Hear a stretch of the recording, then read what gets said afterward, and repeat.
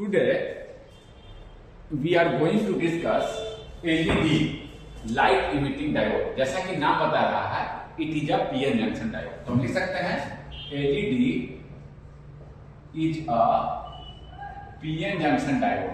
आप LED bulb देखे भी होंगे, पीएन जंक्शन डायोड, ठीक है।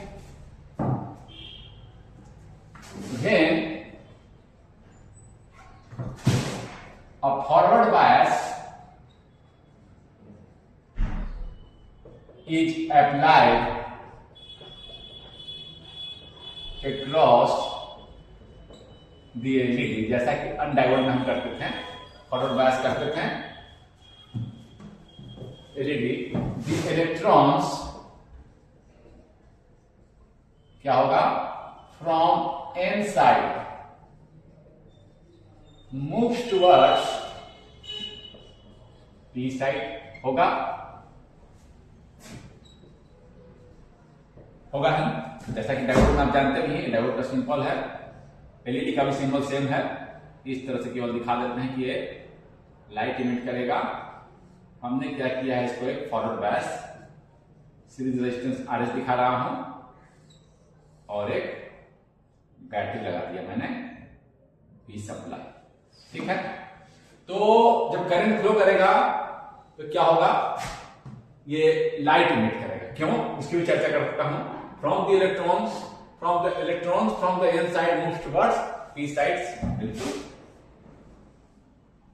अगर ये n है, ये p है, तो ऐसे दिखा रहा हूं, चलो ऐसे p दिखा देता हूं, ऐसे जैसे यहां दिखा रहा हूं। Electron from n side moves towards p, ठीक है। ड्यूरिंग, या आप ऐसा देखिए, जैसे वो p साइड में जाएगा, as it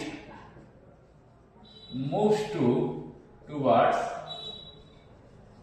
as the electrons, का मतलब इलेक्ट्रॉन है, as electrons चलो लिख देते हैं, electrons move towards p side। p side का मतलब क्या है, p का मतलब क्या, होल्स का मतलब क्या है, deficiency of electrons. Covalent bond में क्या है, इलेक्ट्रॉन की deficiency. as electrons move towards p side में क्या है, holes, that is deficiency of electron in covalent bond. It recombines का मतलब कि वो डिफिशियंसी को ऑक्युपाई कर लेगा। दी होल्स, अगर होल्स को रिकॉम्बाइन कर लेगा तो पहले जो इलेक्ट्रॉन्स थे वो हायर एनर्जी स्टेट पर थे, अब वो होल्स को रिकॉम्बाइन किए, यानी कि लोअर एनर्जी स्टेट पर आ गए। तो ये क्या करेंगे, अपना एनर्जी रिलीज करेंगे। जैसे कि यहां लिख लीजिए,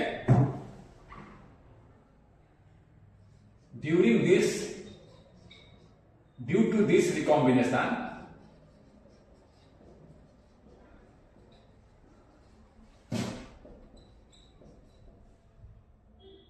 electrons, या ऐसे लिख दीजिए, energy is released in the form of light. जो हायर एनर्जी स्टेट पर इलेक्ट्रॉन थे वो लोअर एनर्जी स्टेट पर आ गए, तो एनर्जी लूज करेंगे, किस फॉर्म में करेंगे, एलईडी में, लाइट के फॉर्म में। कहने का मतलब है, मान लीजिए कि मेरा यह ऑब्जेक्ट है हायर स्टेट, अब मान लीजिए कि इसको मैं छोड़ दूं तो नीचे जाएगा।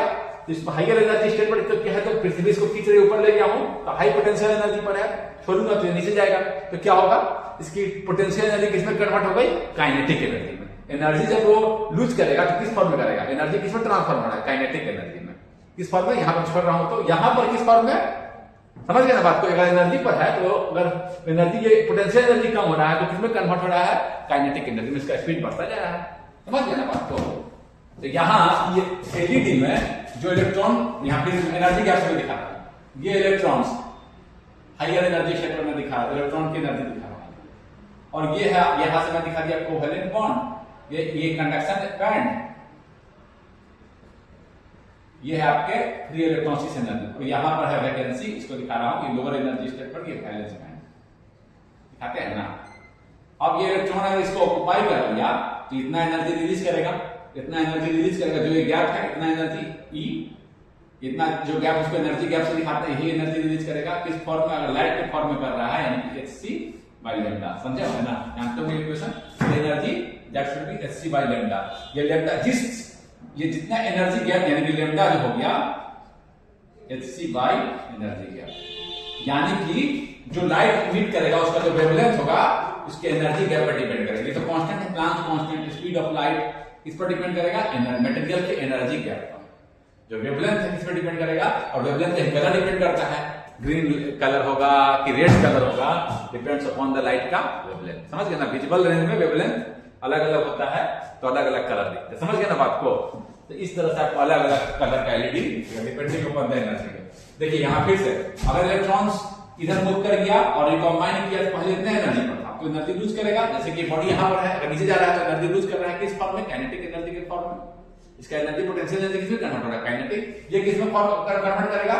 ये आपका कन्वर्ट करेगा, ये आपको एलईडी में लाइट के फॉर्म में एनर्जी को रिलीज करेगा। तो समझ गए इस बात को? एक चीज तो यानी कि ऐसा मटेरियल हमको यूज करना पड़ेगा जो कि एनर्जी किसमें, एनर्जी हीट को भी रिलीज कर सकता है, लेकिन क्या चाहिए मुझे? लाइट के फॉर्म में। तो द मटेरियल एक चीज खास तरह का मटेरियल यूज होता है, the material used for LED is, कैसा मटेरियल यूज करते हैं? Direct band semiconductor. Direct band semiconductor क्या है? यहां ये भी लिख लीजिए, आपको थोड़ा सा चर्चा भी करना है। डायरेक्ट बैंड सेमीकंडक्टर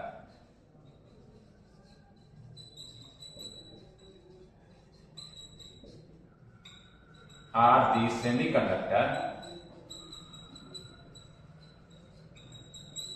जिसमें रिकॉम्बिनेशन अगर हो तो मैं सीधे लिख दे रहा हूं direct, in which electrons in which when electrons recombine with hole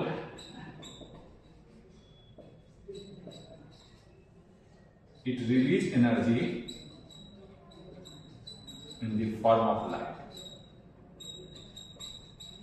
वैसा सेमीकंडक्टर को उसी से बना होगा। किससे बना होगा? LED direct band semiconductor. Example दे रहे हैं इसका, डायरेक्ट बैंड का होता है सिलिकॉन, नहीं उसमें आता है gallium arsenide.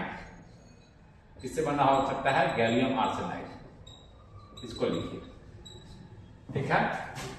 Energy is release in the form of light, इसको आप लिखिए direct material. The material used for LED is direct band semiconductor, इसको लिखिए गैलियम आर्सेनाइड। ठीक है? ये डायग्राम भी दिखाई दिया मैं। वैलेंस बैंड जाएगा, रिकॉम्बाइन की एनर्जी है, रिकॉम्बाइन करेगा। इलेक्ट्रॉन जो फ्री इलेक्ट्रॉन से हायर एनर्जी स्टेट पर है, अगर बॉन्ड बनाते हैं तो एनर्जी रिलीज करेंगे। कोवेलेंट होल से रिकॉम्बाइन मतलब कि वैकेंसी को ऑक्युपाई कर लेना, यानी कि बॉन्ड में पार्टिसिपेट कर लेना, और तो फिर वो एनर्जी किस फॉर्म में रिलीज करेंगे? डायरेक्ट बैंड सेमीकंडक्टर में in the form of light. तो इतना आप लिखिए। अब देखिए, और यहां ये भी डिस्कशन समझ गए, जो वेवलेंथ है लाइट का, लाइट का कलर, वेवलेंथ नहीं कलर डिपेंड करता है, कलर जो डिपेंड करेगा वो एनर्जी क्या है, कितना एनर्जी रिलीज किया है इस पर डिपेंड करेगा। यहां से अगर यहां है तो मिनिमम इतना एनर्जी तो रिलीज करना ही, अगर कंबाइन करता है तो एनर्जी गैप पर, इसी को एनर्जी गैप बोलते हैं। ईजी पर डिपेंड करेगा, मटेरियल क्या है? एनर्जी गैप पर डिपेंड करेगा। ईजी को है एनर्जी गैप पर, लिख लीजिए बैंड गैप, इसको बोलते हैं बैंड गैप, बैंड गैप लिख लीजिए, ठीक है? अब मैं कुछ प्रैक्टिकल भी आपको दिखाना चाहूंगा। ये है, आप लाइट देखे होंगे, जिसे मैं निकला हुआ मैं लाया हूं। ये देखिए एलईडी स्ट्रिप है, आपके घरों में जो यूज होता है, ये देखिए हम लोग के जो घरों में यूज होता है, this is the LED strip. LED strip लगा हुआ है और हम दिखाए हैं कि इसको कांस्टेंट इल्यूमिनेशन के लिए डीसी से मुझे बायस करना होगा। तो देखिए हमारे घरों में सप्लाई आता है एसी, इसके पीछे का पार्ट देखिए, ये देखिए यहीं पर ये जो सर्किट है यही एसी से डीसी में कन्वर्ट कर रहा है। एसी इनपुट है और यहां से जो आउटपुट मिल रहा है that is in the form of DC, जो कि हम इसको अप्लाई किए। ये जो डीसी, ये हमारा एलईडी यहां है और ये जो कन्वर्ट कर रहा है सप्लाई को, एसी सप्लाई को, ये आपका वो सर्किट है। एक और प्रैक्टिकल चीज मैं यहां डिस्कस करना चाहूंगा और वह है कि जब हम आपको रेक्टिफायर समझाए हैं, ब्रिज रेक्टिफायर हो, मान लीजिए ब्रिज रेक्टिफायर या सेंटर टैप ट्रांसफार्मर का यूज करके रेक्टिफायर बना रहे हैं, दो डायोड लगता है उसमें, फुल वेव रेक्टिफायर तो तुम्हें पढ़ाया ना, ब्रिज रेक्टिफायर एक सेंटर टैप ट्रांसफार्मर का यूज करके हम बनाए। तो सेंटर टैप वाले में 2 ही डायोड लगा था, ब्रिज में 4 डायोड। तो वहां जो सर्किट था उसमें इस तरह का ट्रांसफार्मर यूज किए थे, वो बल्कि था ट्रांसफार्मर, लेकिन इसमें जो सर्किट है बहुत छोटा सर्किट है, देख रहे हैं इतना छोटा, ट्रांसफार्मर भी काफी छोटा लगा हुआ है। इसको खोल नहीं पाया हूं, खोल के दिखाता, और आप देख भी सकते हैं सर्किट, नेटवर्क में डायग्राम मिल जाएगा, काफी छोटा है।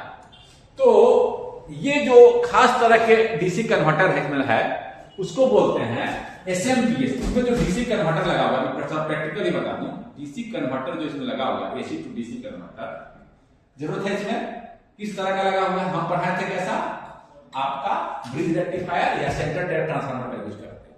दोनों समय जो ट्रांसफार्मर यूज किए थे वो बल्कि इस तरह का ट्रांसफार्मर यूज किए, लेकिन इसमें देखिए कितना छोटा, कितना छोटा है, हल्का है। तो यहां जो एसी से डीसी कन्वर्टर का जो यूज हो रहा है, दैट इज यूजिंग एसएमपीएस। आप एक चार्जर में भी ही करता है, स्विच्ड मोड,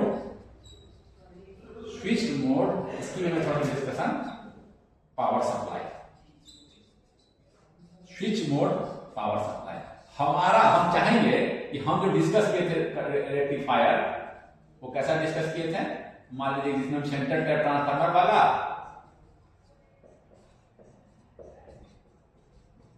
और 2 डायोड लगाकर, और एक बनाए थे हम ब्रिज रेक्टिफायर, 4 डायोड। और ये एसएमपीएस में, ये जो है और एसएमपीएस में क्या अंतर है, अंतर तो समझ ही गया। एसएमपीएस में क्या है, लेस बल्कि, एक एडवांटेज देख लीजिए, लेस बल्कि। हम चाहेंगे कि आप कमेंट में इसके बारे में लिखें, एसएमपीएस का सर्किट में क्या है। ये सर्किट थोड़ा सा कॉम्प्लेक्स है, इससे रेक्टिफायर का जो सर्किट पर उससे थोड़ा कॉम्प्लेक्स है, तो आप इसके बारे में पढ़िएगा कि ये जो है, और ये जो पहले जो मैंने पढ़ाया था इस सेंटर टैप ट्रांसफार्मर, चलिए मेरा तो सेंटर टैप वाला ट्रांसफार्मर नहीं है, तो ये 2 ही है, प्राइमरी और सेकेंडरी 2 ही वायर है। तो आपका सेंटर टैप में 3 वायर निकालते हैं सेकेंडरी पर, एनीवे। तो अगर ब्रिज रेक्टिफायर से बनाए इसी ट्रांसफार्मर से, देखिए इतना भारी है, आप महसूस नहीं कर पा रहे होंगे, लेकिन आप कहीं देख सकते हैं लैब वगैरह में, ये भारी है, ये बिल्कुल हल्का। आप घर में अपने डीसी आपका मोबाइल चार्जर देखते हो, बिल्कुल हल्का। तो सब में SMPS, switch mode power supply, एक चीज तो दिख गया कि लेस बल्कि।